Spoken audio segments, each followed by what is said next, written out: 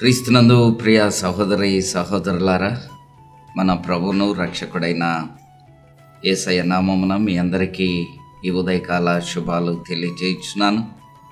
దేవుని మహాకృపను బట్టి దేవుడు మరొక నూతన దినాన్ని మన జీవితంలో పొడిగించాడు. అందును బట్టి మహోన్నతుడైన దేవునికి కృతజ్ఞత స్తుతులు చెల్లించే వారమై ఉంటున్నాం. ప్రియ దేవుని బిడ్డలారా, క్రైస్తవ విశ్వాస జీవితంలో ప్రాముఖ్యమైనటువంటివి రెండు ఉన్నాయి. ఒకటి ప్రార్థన, రెండు దేవుని వాక్యం.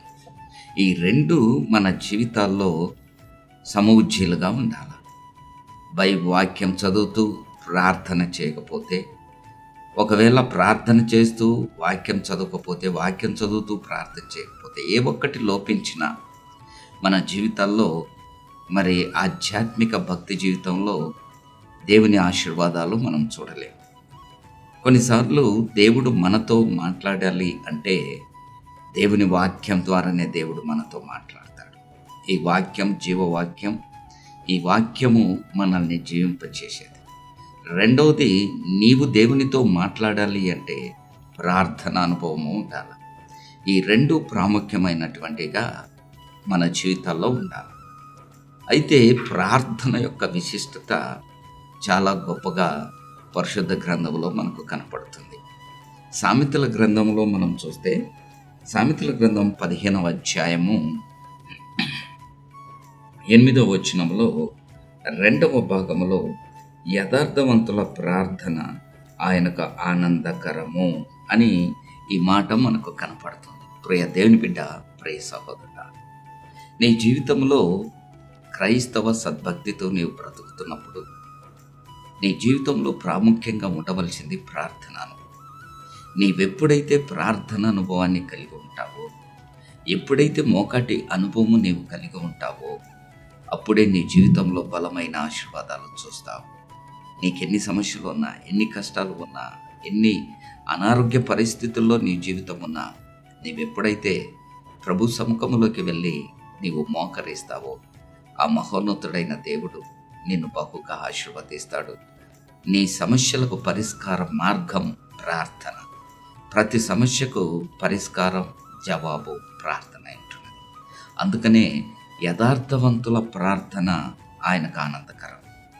ఈ మాట మన జీవితాల్లో ఒక గొప్ప పాఠాన్ని నేర్పుతుంది. ప్రియ దేవుని బిడ్డ, యథార్థవంతుల ప్రార్థన అని ఉంది.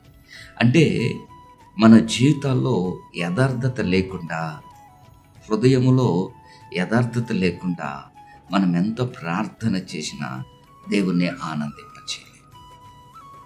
కనుక ప్రియ దేవుని బిడ్డ, ఈరోజు ఈ ఉదయకాల సమయంలో యథార్థత నీవు కలిగి ఉన్నావా? నీవు ఒంటరిగా ఉన్నా, 10 మందిలో ఉన్నా ఒకటే రీతిగా ఉండాలా. యథార్థతను కలిగి ఉండాలి.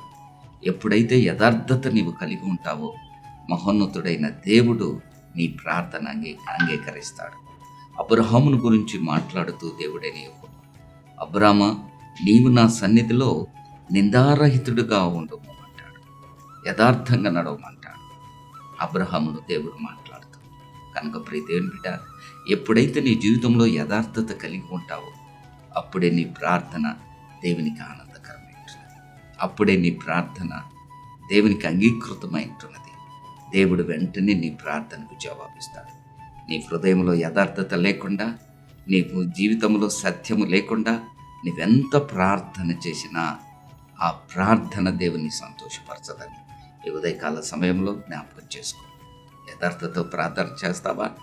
తలలో ప్రార్థన చేసుకో. కృపగల తండ్రి, దయగల దేవ, మహోన్నతుడా, అవును తండ్రి, యథార్థవంతుల ప్రార్థన అయ్యా మీకు ఆనందకరమని నీ లేఖన భాగాలు సెలవిస్తున్నాయి. అవును తండ్రి, మా జీవితాల్లో యథార్థత ఉన్నప్పుడు మా ప్రార్థనను ధూపం వల్లే మీరు అంగీకరిస్తారు. అయ్యా, అట్టి యథార్థత మా జీవితాలకు అనుగ్రహించమని నజరేయుడైన యేసయ్య నామమున అడుగుచున్నాము తండ్రి. ఆమేన్. ఆమేన్. God bless you. ప్రభు నేను దీవించును.